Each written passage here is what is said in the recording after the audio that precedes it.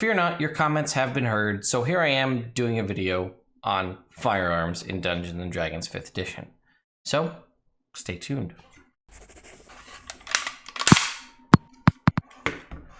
What's going on, folks? Ted from Immersion here. Fear not, that is just a cap gun. Also, I am gonna say that this is probably not gonna do very well analytics-wise. YouTube has a weird thing about using like firearms and weapons and guns in like the titles and the thumbnails and stuff.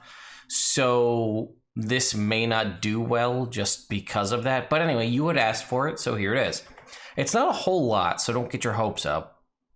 It's in Chapter 9, as I said, Dungeon Master's Guide Workshop. And if you look, it's actually surrounded by things we've already covered, right?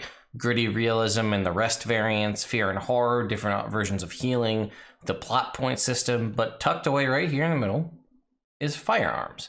So if you want to model the swashbuckling style of the Three Musketeers and similar tales, you could introduce gunpowder into your weapon, or weapons into your campaign with the Renaissance weapons. Similarly, in a campaign with spaceship crash or elements of modern day Earth, futuristic or modern weapons might appear.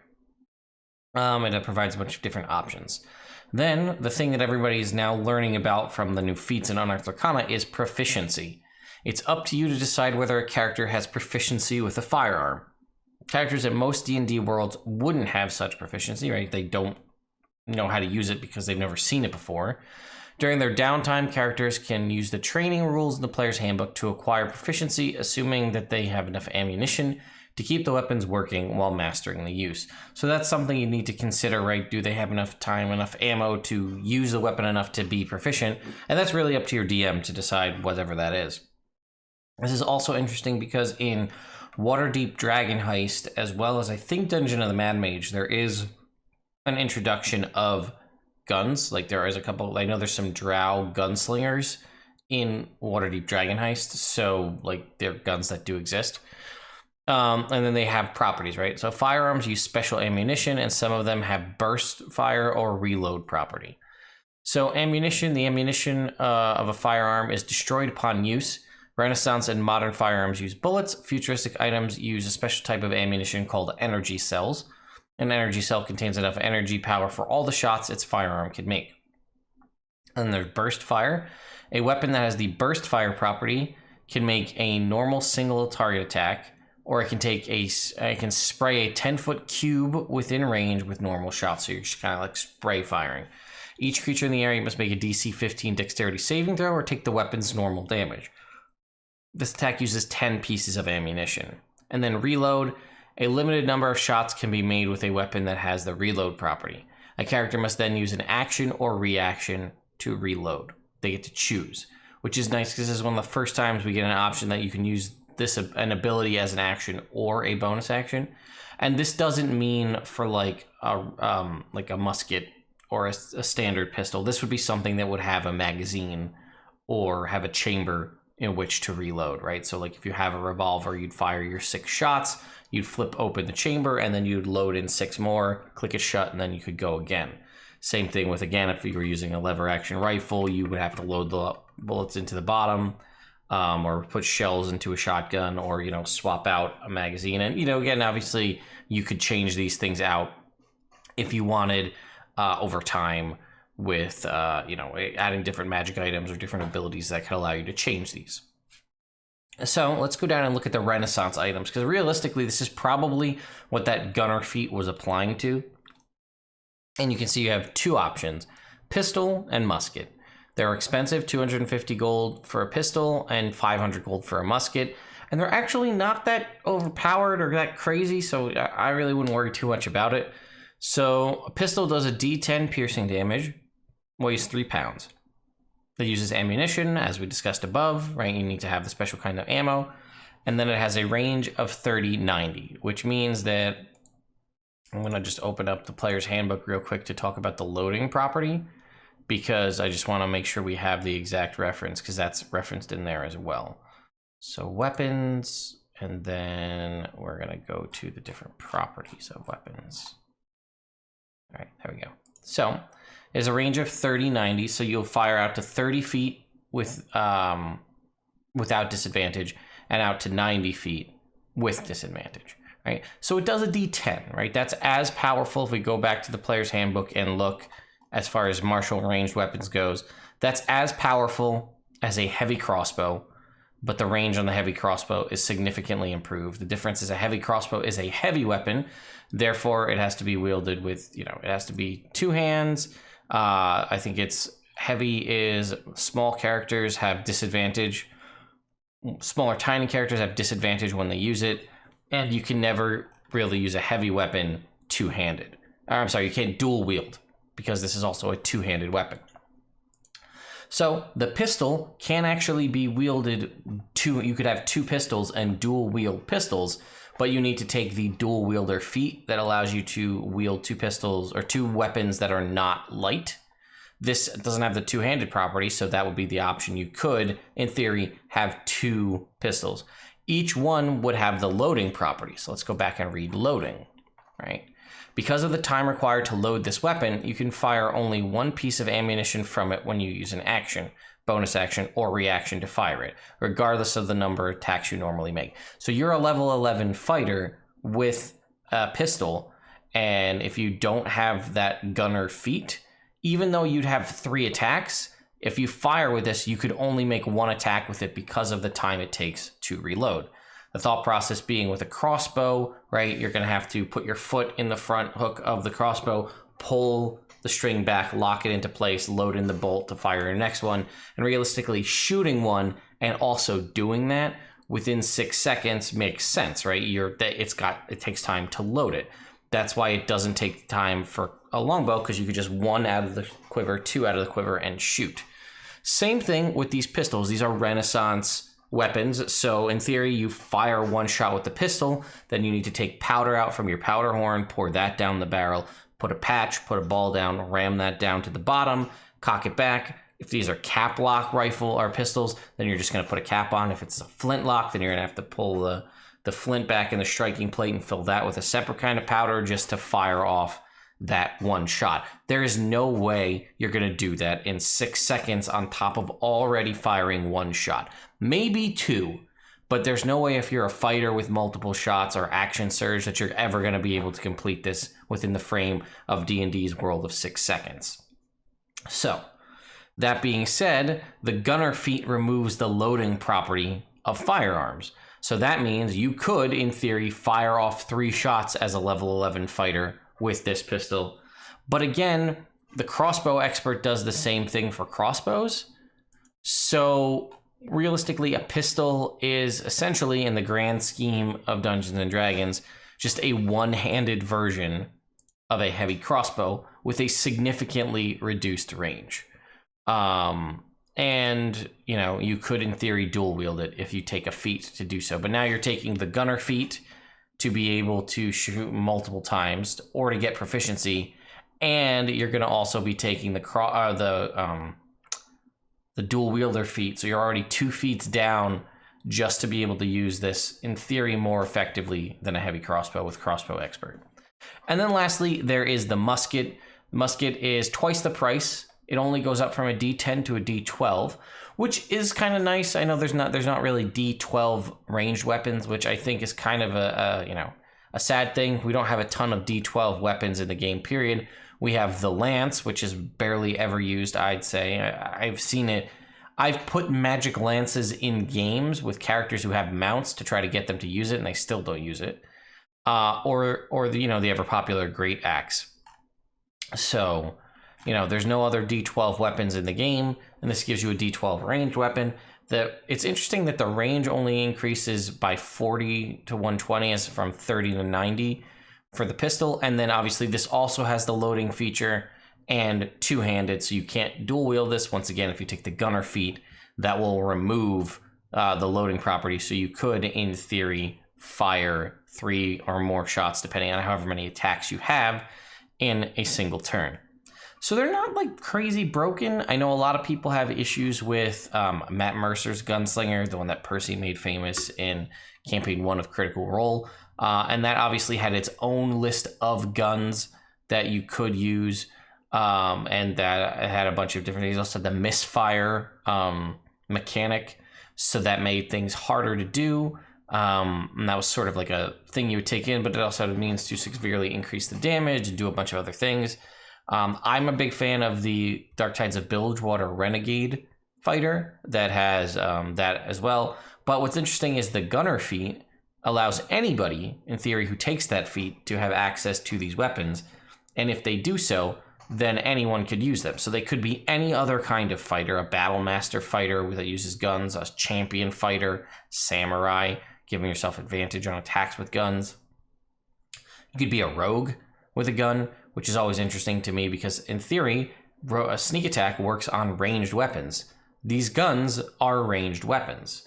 Therefore, you could be a sniper, but it's just funny to me that you'd be using a gun and the damage is technically still sneak attack damage, which in theory, unless you're putting silencers on, which is a whole nother thing we're not even getting into, it's not really sneak attack when you fire off a musket. As someone who does, have and has fired, Revolutionary War style weapons consistently, the range is kind of a little short. I've been able to make accurate shots with a musket out to 60 yards, no problem. I mean, I've taken shots out to 200 yards, and that's double the range of these muskets that you're seeing here. So not a huge, the range is a little bit short, but I understand for folks who don't typically live in that world, you're going to come up with what you determine to be an accurate amount of feet. I'll also say in my experience, almost every shooting range I've ever been to, things are based on yardage, which feet is what we use in Dungeons and Dragons, but a yard, for those of you who are, using metric system, a yard is 3 feet. So take that into consideration, right? A pistol would be 10 yards.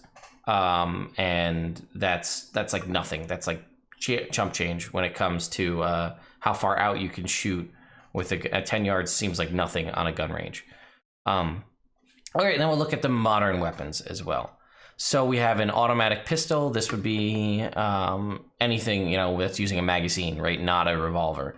2d6 piercing damage per shot, range of 150 with a reload of 15 shots. So this is obviously going to be some sort of staggered magazine because you can put 15 shots in it.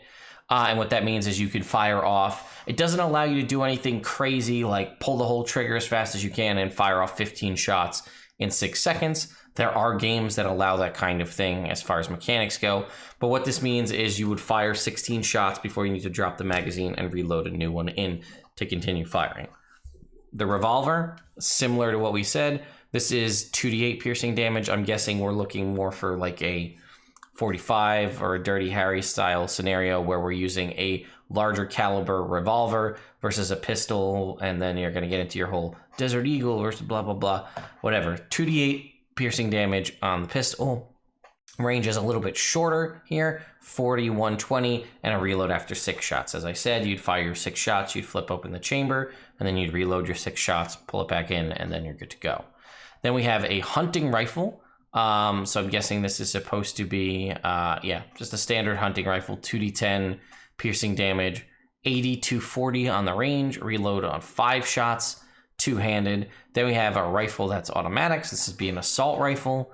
They're giving it a little bit less damage, 2d8 piercing damage, same range as the hunting rifle, but it has that burst fire mechanic we talked about, where you can basically just mow in a little range, and then every creature in a 10-foot cube in front of you must make a dexterity saving throw or take the weapon's damage, which would be 2d8 piercing.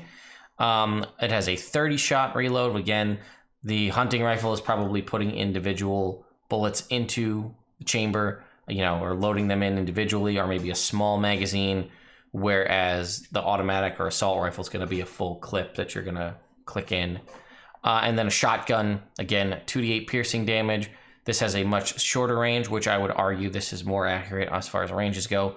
30-90, reload 2 shots. So this is only a double barrel shotgun, two-handed. So yeah, this would be you breaking open the barrel, loading in 2 shells, closing it, and then you'd be able to shoot from there. There are also semi-automatic and fully automatic shotguns, so you could, in theory, add those in if you wanted as other options. It wouldn't really change the damage, it would just change the amount that it would take to reload. You'd be putting in, you know. These also don't have the loading property. And in some cases, loading in 5 shells into a shotgun or 5 bullets into a rifle, that's gonna take time. Like, that could possibly be the loading property. I mean, I guess if you're breaking open in and popping in 2 shells and clicking the barrel shut, that's not loading for a shotgun. But again, something to consider, you could add a semi-automatic shotgun, which doesn't really add much other than the fact that it would allow you to have multiple, 5 or 7 shots before you reload, or a fully automatic shotgun, which you could, in theory, add burst fire to it as a mechanic. The bullets, again, 1 pound here. They were 3 GP and 2 pounds for the Renaissance items, because I think they're more like saying these are ones we kind of want you to be able to do. They don't have a cost associated with the bullets for the modern items, and I'm assuming that's just because they don't want you to really use them, I guess. I don't know. Because they also don't have a cost for energy cells. So if we go down here, we have futuristic items. We have a laser pistol that does 3d6 radiant damage with a range of 4120 and a reload of 50 shots. Remember, you're not reloading. This is basically an energy cell you're putting on the energy or the laser pistol, and it's basically a battery. It's going to fire 50 shots and then it's going to die. You're going to have to swap it out for a new energy cell. There's an antimatter rifle, does 68 necrotic damage, a range of 120, 360. It reloads after 2 shots. It is a 2-handed weapon, so you'll need to, after you fire 2 shots, swap an energy cell in. And then lastly, the laser rifle, 3d8 radiant damage, range of 100, 300, reload of 30 shots, and 2-handed. So that covers all of the firearms and kind of futuristic weapons included in 5th edition Dungeons and Dragons. I think there is, like I said, there's a little bit lacking. You may want to tweak some of the ranges and things if you're going for more historical accuracy, or add in other options. Like I said, you may want to add a semi-automatic or a fully automatic shotgun as an option here. There is also no technical option for a true sniper rifle. You could, in theory, use the hunting rifle with the 2d10 damage, but that is more like, I'm assuming, going to be like a 30-06 and not like a 50 caliber sniper rifle. The one that anybody who plays first-person shooters knows, like the sniper rifle, the ultimate one, whether it's a Barrett 50 cal or, a 50 caliber BMG or whatever it is, a big-ass sniper rifle that's going to be 1 bullet at a time, which I feel like you could put in here. It would have the loading property, because it's going to be, you put in 1 bullet, you fire the shot, and you reload the second bullet, so you give it the loading property, but the damage might be 2d12, maybe even higher than that, comparatively. And that also would have, penetration. It could go through things, but that's a whole mechanic I don't think they want to add in for the purposes of this. So anyway, that is my little overview on firearms in Dungeons and Dragons. Sorry, I probably spewed off more, firearm information and things that we needed to have in this video, but it is what it is.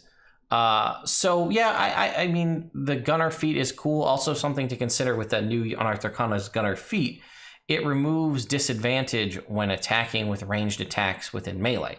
So typically, if I'm within 5 feet of an enemy and I go to shoot them with a bow, I have disadvantage on the attack, and that's just the mechanic. This removes the ability to do so. It removes the ability, the detriment of disadvantage on attacking within melee with a ranged weapon. But it's just ranged attacks. So that covers not only just the guns, but it would also cover all bows, crossbows, and things like that. But it will also cover ranged weapon magic, right? A weapon, it's a ranged attack. Firebolt is a ranged magic attack, but it's still a ranged attack roll. So crossbow expert and gunner will both provide you the opportunity to attack within melee with ranged weapons. However, the gunner feat will give you a +1 dexterity. So if you're only taking crossbow expert to improve your magical casting in melee, you may consider taking gunner instead, because it's going to give you a bonus to your dexterity score. So anyway, that is my little bit about firearms in 5th edition Dungeons and Dragons. I will stress once again, folks, read through your Dungeon Master's Guide. A lot of this stuff that I've been doing videos on, or I've mentioned in a video and people are like, do a video on it, I've done a lot. Look up the Nerd Immersion's Guide to Everything playlist here on the channel. That's where this video is contained. And I've just covered a lot of stuff. Like some people don't know about it, or they're saying like, why don't you cover this? And I already have. That whole chapter 9 is pretty much full of a ton of really cool, unique stuff that people don't know about, right? Like if you wanted to create, if you were uncomfortable creating a monster or a spell or a race, there's a whole section in chapter 9 about how to create a monster, how to create a spell, how to create a race, how to create a magic item, how to create a new background, how to modify and adjust a class, how to use things differently, adding new ability scores, right? Honor and sanity, how to add explosives into your game, you know, and there was all the other combat options like hitting and destroying cover, different variants for initiative, injuries, massive damage, morale, all things that I've talked about here on the channel.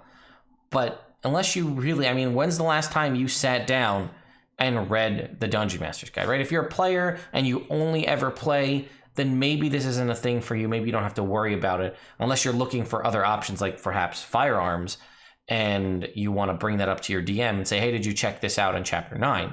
But if you're a Dungeon Master and you DM consistently, do yourself a favor and reread the Dungeon Master Guide front to back. Like I said, I did it once 6 years ago, and the more I keep doing these videos, the more I keep finding unique things that I forgot about or interesting, cool mechanics that I can incorporate into my own games. So let me know what the next thing you'd like me to cover in the Dungeon Master Guide is in the comments down below. Someone had mentioned possibly using the random dungeon creator to go about creating a dungeon. I think that would actually be better for a live stream, but I might actually do that where I sit down and I use the tables and I roll and I design a random dungeon with the chat through the random dungeon creation section of the Dungeon Master's Guide, which, by the way, is also a section. So anyway, that's it for me. Thank you again to my patrons over on Patreon for continuing to support the channel. Thank you to everybody who subscribed to the channel recently. If you haven't done so and you appreciate what I do here, I would really appreciate it. But again, make your own decisions. And yeah, thank you all so much for watching. I'll see you next time.